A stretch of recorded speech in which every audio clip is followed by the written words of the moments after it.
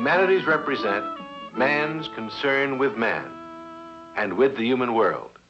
In that concern, there is no more important problem than the age-old one, which was first discussed systematically here, in Greece, more than 2,000 years ago.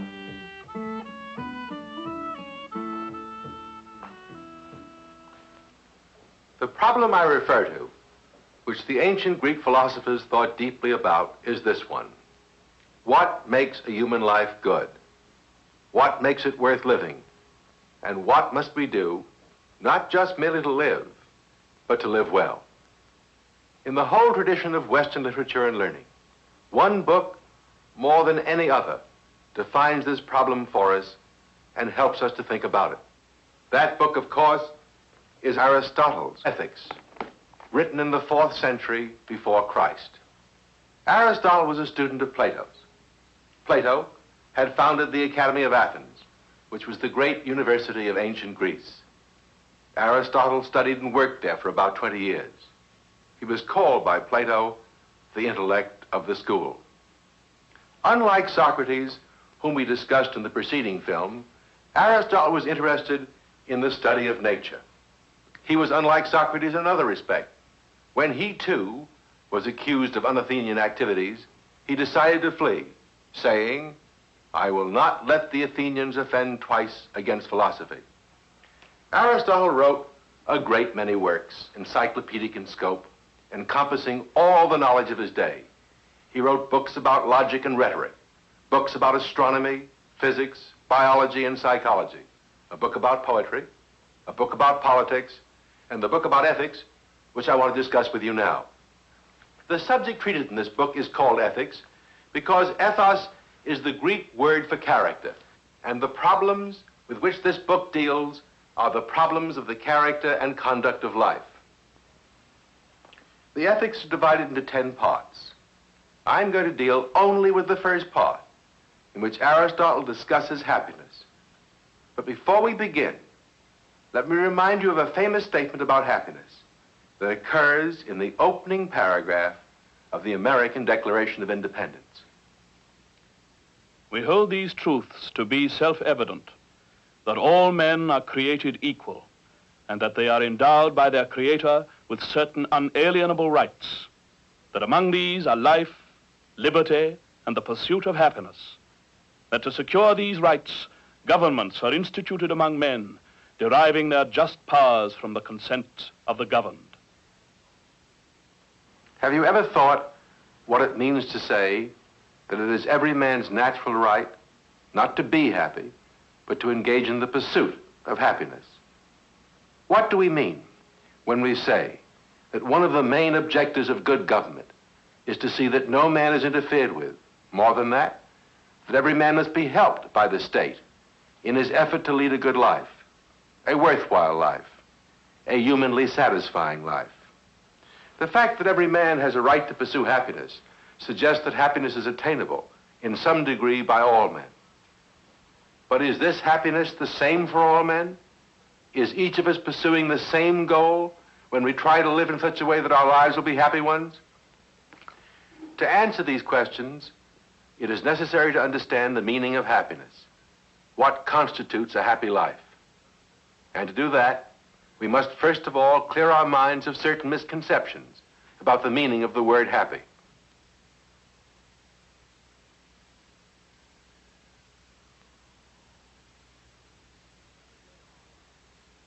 Every day of our lives, we use the word happy in a sense which means feeling good, having fun, having a good time, or somehow experiencing a lively pleasure or joy. We say to our friends when they seem despondent or out of sorts, "I hope you will feel happier tomorrow." We say, "Happy New Year," or "Happy Birthday," or "Happy Anniversary." Now, all of these expressions refer to the pleasant feelings, the joys or satisfactions which we may have at one moment and not at another. In this meaning of the word, it is quite possible for us to feel happy at one moment and not at the next. This is not Aristotle's meaning of the word. Nor, when you think about it for a moment, can it be the meaning of the word in the Declaration of Independence. Thomas Jefferson and other signers of the Declaration had read Aristotle and Plato. This was part of their education. Both Aristotle and the Declaration use the word happiness in a sense which refers to the quality of a whole human life. What makes it good as a whole, in spite of the fact that we are not having fun or a good time every minute of it. To illustrate this point, let's turn to a film technique, the art of animation. A human life may involve many pleasures, joys,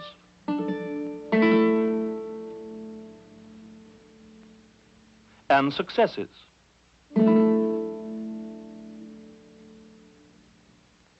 On the other hand, it may also involve many pains,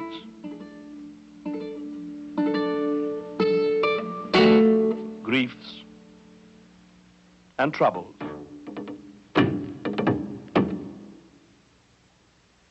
And still be a good life, a happy life. Happiness, in other words, is not made by the pleasures we have.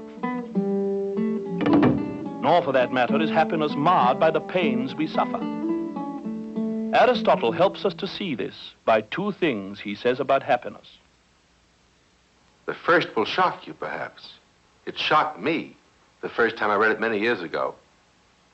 Aristotle tells us that children cannot be happy.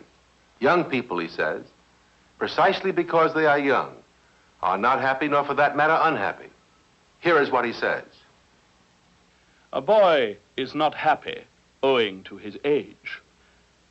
Boys who are called happy are being congratulated by reason of the hopes we have for them. For there is required not only complete virtue, but also a complete life, since many changes occur in life, and all manner of chances, and the most prosperous may fall into great misfortunes in old age. In other words, what Aristotle is saying is that what is required for happiness is a complete life, which obviously no young person has while he is still young. He makes the same point in another way. He refers to the story of Croesus and Solon, as told by the ancient Greek historian Herodotus. Croesus was king of Lydia and one of the richest and most powerful rulers of his day. Solon was one of the wisest men of Greece. Here is the story of their conversation. Solon set out upon his travels, in the course of which he came on a visit to Croesus at Sardis. Croesus received him as his guest and lodged him in the royal palace, and had his servants conduct him over his treasuries and show him all their greatness and magnificence. And when Solon had seen them all, Croesus said, "Stranger of Athens, I have heard much of your wisdom and of your travels through many lands. I'm curious, therefore, to ask you, whom of all the men that you have seen you consider the most happy?" This he asked because he thought himself the happiest of mortals. But Solon answered him without flattery, "Tell us of Athens, sire."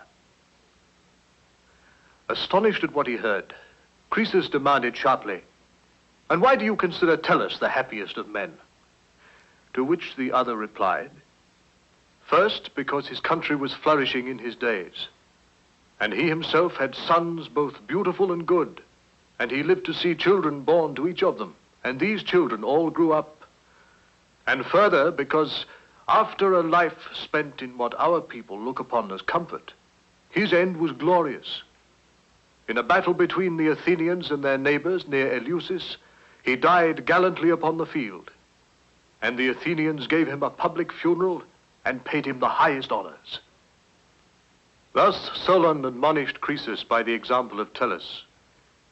When he had ended, Croesus asked angrily, "Is my happiness then so little to you that you do not even put me on a level with private men?" "Croesus," replied the other, "I see that you are wonderfully rich and are the lord of many nations. But as for your question, I have no answer to give until I hear that you have closed your life happily. For assuredly, he who possesses great store of riches is no nearer happiness than he who has enough for his daily needs. For many of the wealthiest men have been unfavored of fortune, and many whose means were moderate have had excellent luck. The wealthy man, it is true, is better able to content his desires and bear up against sudden calamity. The man of moderate means has less ability to withstand these evils, from which, however, his good luck may keep him clear. If so, he enjoys all these following blessings.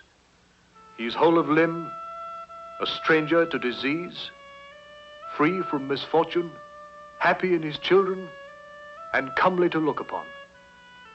If, in addition to all this, he end his life well, he is truly the man who may rightly be termed happy. Call him, however, until he die, not happy, but fortunate.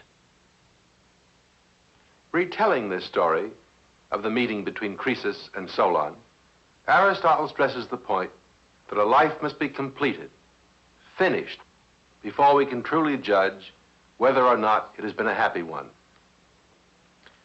But must no one be called happy while he still lives, Aristotle asks? Must we, in Solon's words, see the end? Not quite.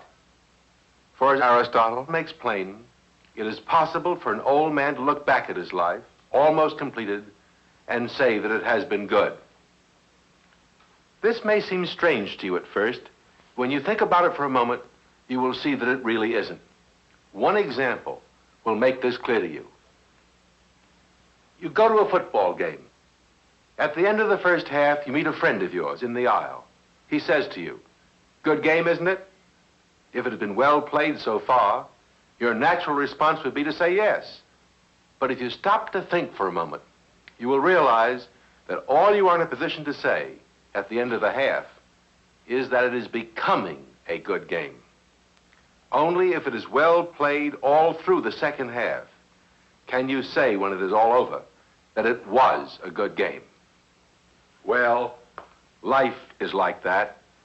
Not until it is really over can you say it was a good life. That is, if it has been well lived. Toward the middle or before, all you can say is that it is becoming a good life. Listen to Aristotle's way of making this point. Certainly, the future is obscure to us, while happiness, we claim, is an end and something in every way final.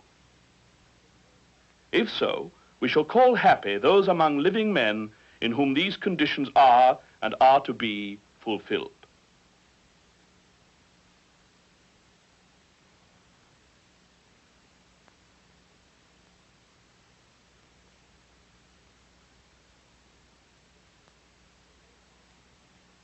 The main point we have seen so far is that for Aristotle, a happy life is a good life. In other words, happiness is good.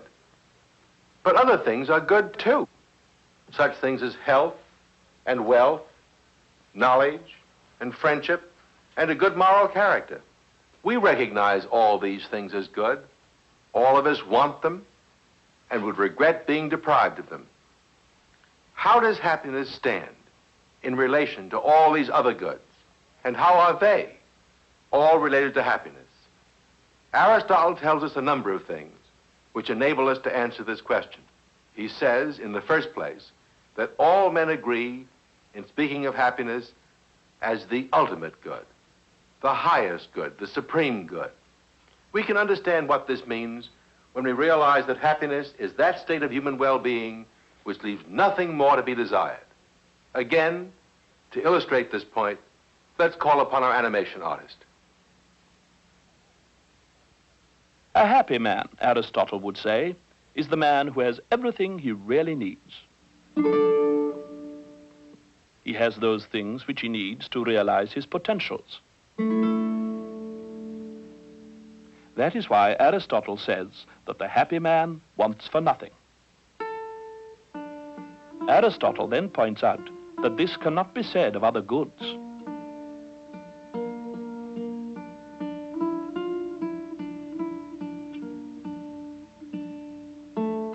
Thus a man may have health, but not sufficient wealth.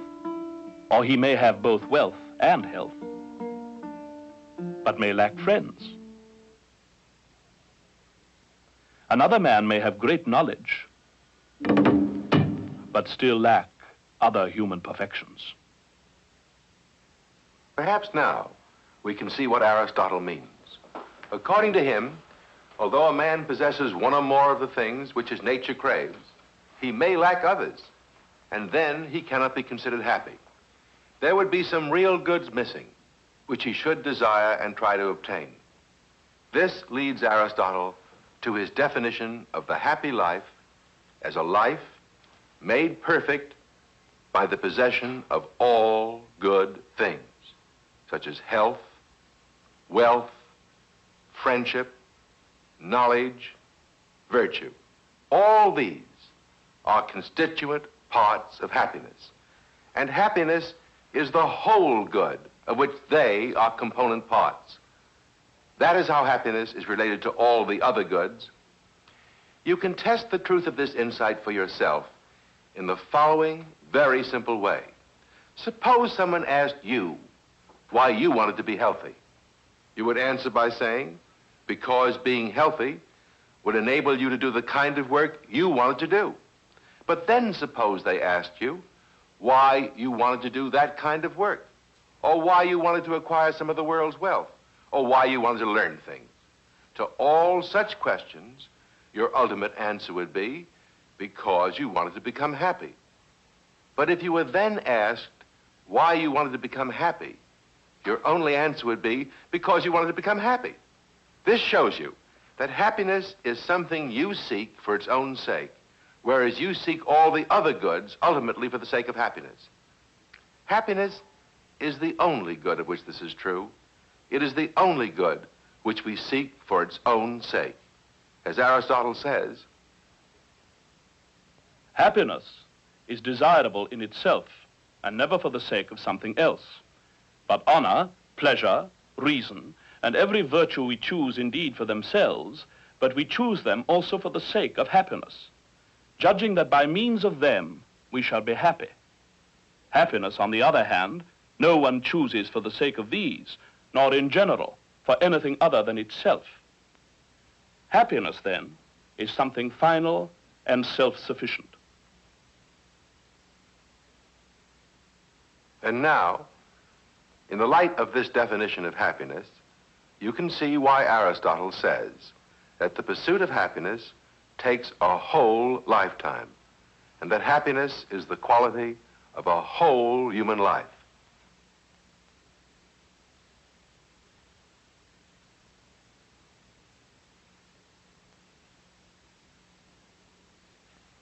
I'm going to assume now that you've begun to understand what Aristotle means by happiness and why, in his view, its pursuit takes a whole lifetime. But you may still be wondering how one becomes happy in the course of one's life, what one has to do to engage effectively and successfully in the pursuit of happiness. Aristotle's answer to this question is very interesting. Let me tell you the answer first, and then try to explain it briefly. Aristotle tells us that the most important factor in the effort to achieve happiness is a good moral character, what he calls complete virtue. But a man must not only be virtuous, he must also act in accordance with virtue. And it is not enough to have one or a few virtues. He must be completely virtuous and live in accordance with complete virtue. Aristotle makes this point most emphatically.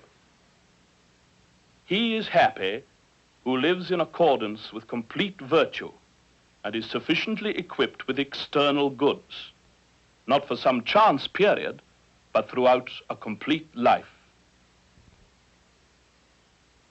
What does this mean? Remember, first of all, that happiness consists in accumulating, through the course of a whole lifetime, all the goods, health, wealth, knowledge, friends, etc., that are essential to the perfection of human nature and to the enrichment of human life. This requires us to make choices every day of our lives and carry out our choices in action. We must choose between this and that thing which we want, or between this and that course of action. We make a right choice whenever we choose the greater of two goods or the lesser of two evils. But sometimes the lesser good is enticing and promises immediate pleasure, while the greater good involves effort and pain on our part. Let's take an example. There are times when we may be faced with a choice between enjoying the company of friends or calling it off because it is late and we have important work to do the next day. Here is a choice to be made between good things. The immediate pleasures of the evening are attractive, but the work to be done tomorrow is more important.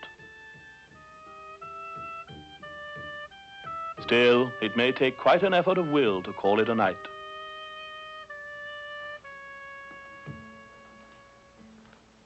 And so we see that having a good character consists in nothing more than being willing to suffer some immediate pains or being willing to give up some immediate pleasures for the sake of obtaining a greater good later on.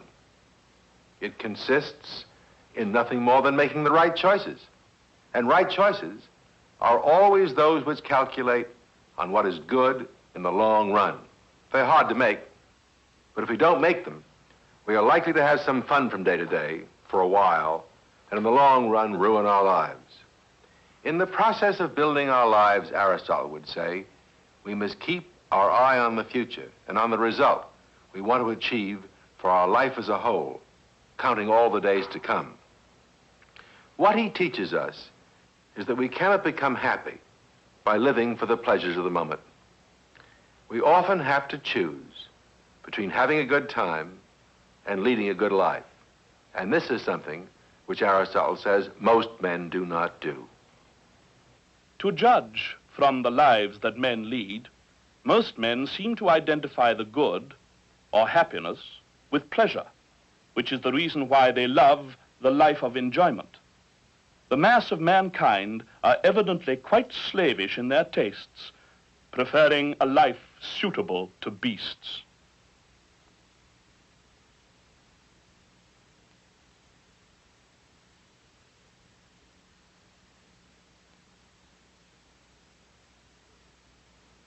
I would like to conclude this brief account of Aristotle's theory of happiness by mentioning 2 points which will help us to test our understanding of that theory. Both points bear on the difficult question of whether happiness is the same for all men. Most people in Aristotle's time and in ours don't think it is. With regard to what happiness is, men differ, and the many do not give the same account as the wise, for the former think it is some plain and obvious thing, like pleasure, wealth, or honor. They differ, however, from one another, and often even the same man identifies it with different things, with health when he is ill, with wealth when he is poor. Moreover, as Aristotle points out, most people think that happiness is, for each man, whatever he himself thinks it is, and that there are as many different notions of happiness as there are different men, each of them as right as any other. In other words, of all the different notions of happiness that men have, one isn't true and all the rest false. That's what most people think. But Aristotle contends, on the contrary, that there's only one true conception of happiness, and that when happiness is truly conceived, it is the same for all men, whether they think so or not. One example will suffice to help you see what he is driving at, and then you can decide whether or not you agree with him, as I do. Consider the case of the miser. The miser thinks that happiness consists solely in accumulating and hoarding a pile of gold. To achieve this end, he ruins his health, lives in isolation from other human beings, does not take part in the life of his country, and is subject to wild fears and constant worries. There the miser sits, fondling his gold. he a happy man? Or is he miserable? Aristotle would say that the miser is completely miserable, the perfect type of human misery. For he has thwarted most of his normal human cravings and stunted his human development. He has deprived himself of most of the good things of life, health, knowledge, friendship, and many other forms of human activity in order to acquire wealth. Wealth which he does not put to good use, but simply gloats over. True, he thinks that his happiness consists in the possession of gold, but that is a mistaken judgment on his part. It has led him to do violence to his own nature and to ruin his life. The second of the two concluding points I want to make has to do with the criteria by which we can tell whether something is truly a part of happiness when that is rightly conceived. Suppose, for example, that someone thinks that happiness consists in having power over other men and not being subject to the power of anyone else.